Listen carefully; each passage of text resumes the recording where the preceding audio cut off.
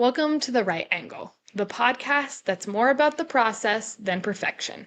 I'm Autumn. And I'm Abby, and today we're talking about something we all love to hate: revision. The land of deleted scenes, panic edits, and questioning all of your life choices. Whether you're rewriting a short story or rage cutting half your essay the night before it's due, revision is where the real work happens.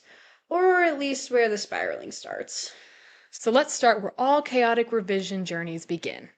Realizing just how much work you have ahead of you, but also how much potential your draft holds. So, my revision process is fairly routine and organized.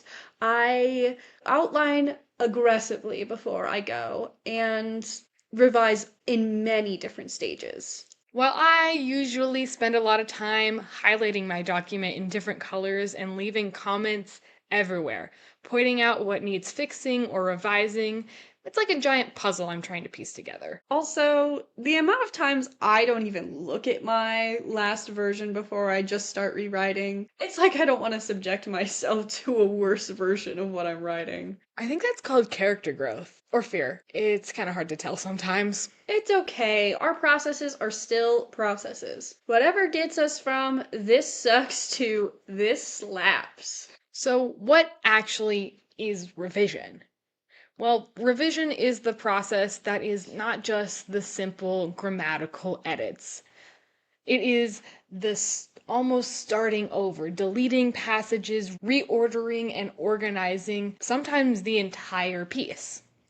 Revision looks different to everyone.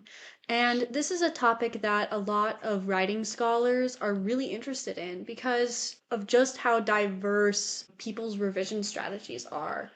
I know, for one, I like to completely rewrite. I will make a plan and I will just rewrite. But a lot of people, Autumn included, tend to work from the bones of the previous draft and cut and add and cut and add until it gets where they want. Yep, I go straight from the draft I've finished and edit from that draft. I live life on the edge and I don't like to make copies. I live on copies. The way we're talking about revision right now may seem pretty simple, pretty easy, but if you've written anything at all, you know that revision is one of the hardest parts of the process. Yep. Revision sucks sometimes because it's looking back at your work and examining it critically and acknowledging that some parts of it are bad and some parts of it need to be changed in order to make the whole piece better. Yeah, it's hard because you're past the fun part where you've got the idea and you're gonna go, well, I shouldn't say fun part because sometimes first drafts are almost harder, but that spark sometimes tends to fade in the trenches of revision, and it feels more like a chore than a passion. Definitely, especially if you don't know how to revise or what your revision is going to look like. Because oftentimes, when we're writing that initial draft, we have a picture in our mind of where we want to go. And I know I fall into the trap of thinking my first draft is instantly going to be great and that everything is going to be perfect with it and there's nothing that I'm going to need to fix. But then I will look back at it again and realize, oh no. This is rough and I have to go back and fix a lot. And that is sometimes a little bit disheartening. I completely agree. I know when I was writing the very first draft of my novella, I thought it was great. I thought all the big picture pieces were where they needed to be. I had my characters acting the way I needed them to act. And then I got feedback, and then I looked at it again, and it was, oh no, I'm gonna have to make some big, fundamental changes to what this is. And that scared me because that was intimidating. But what if you think it's done and someone says it still needs work? Enter the fun world of feedback and regret. Feedback is when someone gently points out that your masterpiece has a whole chunk missing. Or not so gently. Shout out to my workshop group that did not understand what I was meaning with my musical theater creative nonfiction. But honestly, feedback helps eventually. Once you push past the sting, it shows you what your brain skipped. It's like borrowing someone else's eyes for a sec. Eyes that don't love you, but in a helpful way. Feedback that is honest and not just, oh my gosh, I loved this, I loved that, I loved this was so fun, is so important. Sometimes it's difficult to take that criticism, but like I said earlier, it's seeing your work through someone else's eyes. For me, I took a creative writing class with Abby, and we worked on 3 different pieces over the course of this class. And the very first one we did was a piece of poetry, which I hadn't done much poetry writing, and I didn't consider myself much of a poet. And so I worked really hard on it before getting to the workshop, because the workshop was meant for us to look at some of our rough drafts and get feedback from people on what worked and what didn't. And I came into this with a pretty solid piece, and all of the feedback I got was, wow, good job, this looks really nice. Which wasn't helpful because, in the end, what I needed to do for our final in that class was make revisions on these pieces and talk about what we revised in a sort of essay. And so I learned from my lesson of doing that and realizing that sometimes feedback that is not what you want to hear and that is making these critiques on your piece is better. Because the second piece we worked on, which was a short story, I left it a lot rougher around the edges and I got a lot of feedback. And that was hard because the first piece, I got a lot of really good feedback and I wanted to pat myself on the back and I wanted that experience of again of being, "Oh, good job, sweetheart. You're a really good writer." But that wasn't the case this time. I was hit with a lot of very critical feedback of, "Oh, this doesn't make sense. Why does this character do this? How in the timeline does this fit?" Which was tough to swallow, but it was something I needed in order to make this piece better. That tough to swallow advice is sometimes the hardest, and I think learning how to frame your comments is especially important. Bringing it back to one of my favorite writers, Brandon Sanderson often talks about what to do with workshop groups or what to do with beta readers and how you should decide if you want reactionary comments. This is from a fiction perspective, I should say. So comments that are just, I was feeling this in this moment when I read this part. I'm confused on why this character's doing this. Things that a real reader would be thinking, not a writer. And then there are some people that you are going to want more critical writer-based feedback from. I personally am very fortunate to have a lot of people willing to read my works in my life. Autumn being one of them. Obvi. She is going to be one of those people that I want a more writer-focused feedback from. Mm-hmm. Additionally, I have a lot of other readers. From them, I want more regular reader feedback just so I know what beats I'm hitting, what my audience is getting, what they're not getting. But I think my biggest experience with taking feedback was through my official project with this novella. I worked under a professor. She was my mentor. And she had a lot of comments surrounding what I could change. However, she framed it in such a positive, growth mindset oriented way that it was so much easier for me to accept than a snarky review from a peer in an intro to creative writing workshop. At first, it was kind of hard for me to take because I walked into that first meeting thinking that my first draft was amazing. And when she gave me a lot of feedback on how to format dialogue better and how my flashbacks were not working the greatest and a lot of these fundamental things, I felt a little hurt, but I think that's just because I wasn't used to taking feedback. But then slowly I started realizing, wow, this is some amazing feedback. and it is so positive and actionable and easy to take. But having the right people who do it in the right way and knowing what you want out of every person you're getting feedback from, I think is especially important going into it. I was very fortunate to be in speech in high school with a speech director who is very blunt when giving feedback and critiques. So I got really used to taking a lot of information at once about how I'm performing or how I'm doing at this and applying it really quickly, which is honestly a really good skill for me to have because I've found a way to weed out the good feedback versus the bad feedback because a lot of times you'll get both when you're asking from beta readers or workshops. That is so real. Quick side story. In one of my workshops, I got a comment telling me that I had formatted my dialogue wrong and that I needed to be breaking it up when I literally it was the same character talking. Long story short, it was blatantly wrong and I took huge offense to it instead of just brushing it off like, okay. And I think knowing how to apply the feedback is sometimes you don't have to do exactly what the person is asking. Sometimes you can take it in your own form or your own version. So, for instance, if someone is giving you feedback on your dialogue, rather than simply following it to a T, you can look at your own dialogue and be like, okay, maybe they're right that something is up with this. How can I fix it in a way that is still me, but it still makes more sense? Feedback can be indicative of what your readers are seeing.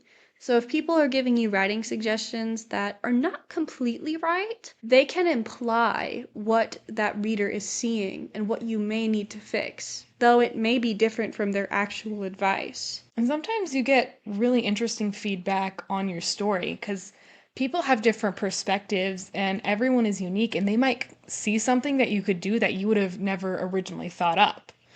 Ooh, yeah. For example, I have this drag racing story that I've been writing for a while that I had in a workshop class, and I thought it was super solid, which honestly, looking back, it is. But the protagonist is male, and it's about his relationship with his dead dad. So it's a very male oriented story, and the only female characters in it are his girlfriend and his deadbeat mom, who really isn't there, only in flashbacks.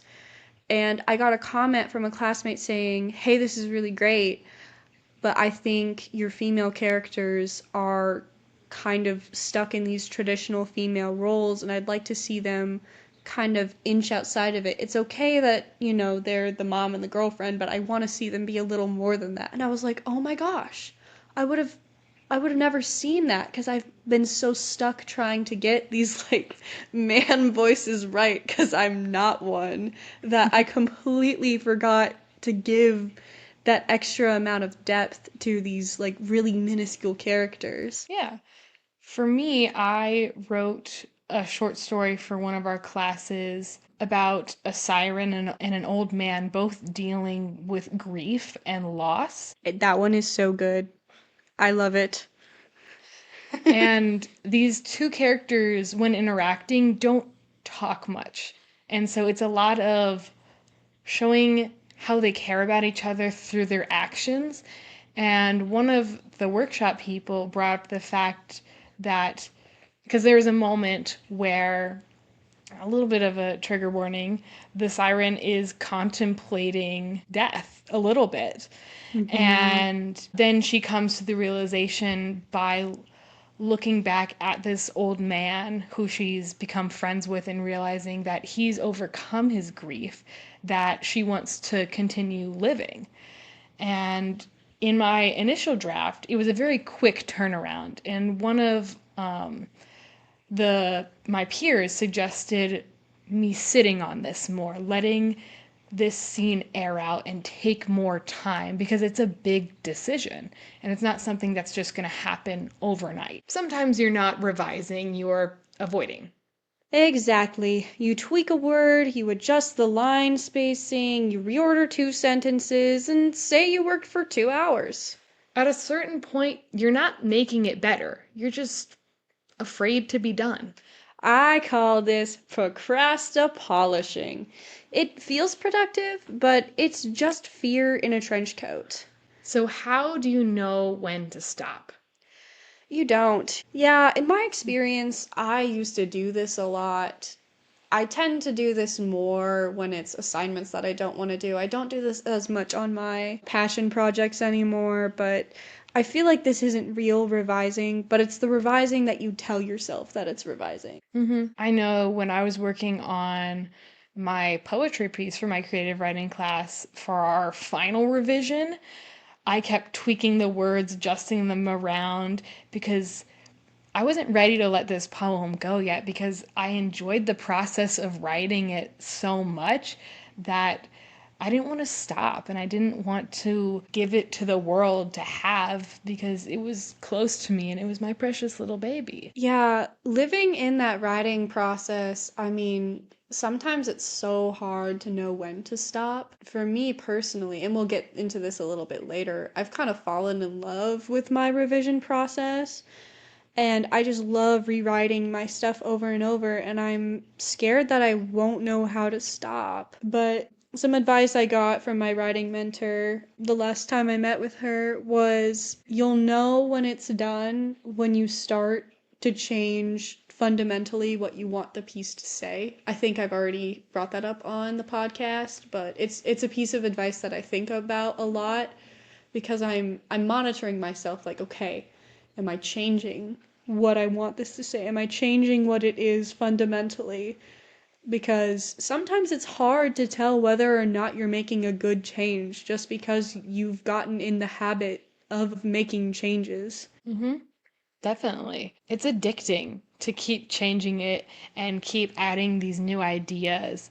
But eventually, if you change it too much, like you said, the original meaning that you're going for will be lost and it'll be a completely different piece than the one you initially started out wanting to write. Yeah, and then there's the trap of making little meaningless changes just to tell yourself you're writing, like centering your title, making your title look more fancy, adding a different tagline to your title. If you can't tell, most of my procrastination has to do with my title. I fiddle with my titles a lot. And there's also this idea of perfectionism versus progress. We can keep editing the grammar, we can keep rearranging the sentences, but no matter what, a piece of writing will never be 100% perfect. It's getting past those little changes to actually making progress again, and that's a hard hurdle to get over. This perfectionism versus progress idea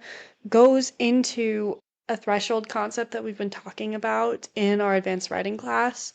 And that concept is that writing is not a perfectible art, and also that writing is a continual process. For more on that, go listen to our Acute episode on writer's block. The trap that often occurs when we get stuck in this revision spiral is burnout. Often, the making constant changes doesn't feel as exhilarating as it once did when you were writing, and now it feels like it's bogging you down, and then you start to get dragged into the throes of our arch nemesis, Mr. Writer's Block.